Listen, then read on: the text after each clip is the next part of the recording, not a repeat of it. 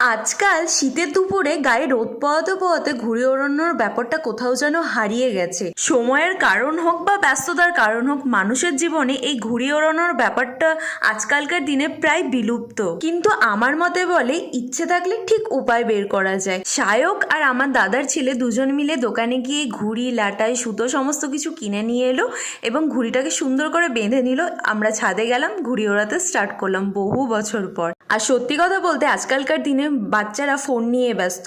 ঘুড়ি ওড়ানো, মাঠে খেলতে যাওয়া, কুমিরডাঙ্গা, লুডো খেলা, এইসব ব্যাপারটা তারা জানেই না বা শিখতেই চায় না। তাই ভাবলাম যে আমরা ছোটোবেলায় যেই সব কাজগুলো করতাম, ঘুড়ি ওড়ানো বা খেলা, সেগুলো ওদের সাথে একটু খেলি, তাতে ওদেরও ভালো লাগবে আর ওরাও শিখবে। আর এখানে মা এসেছে, নাতি, জামাই আর মেয়ে কী করছে সেই দেখতে। আমি অনেকদিন পর ঘুরিয়ে ওড়ালাম। যাই হোক, ভিডিওটা একটা লাইক, কমেন্ট, শেয়ার, সাবস্ক্রাইব করতে একদম ভুলো না। অবশ্যই বেল আইকনটা অন করে অল করে রেখো। আসি তাহলে, বাই।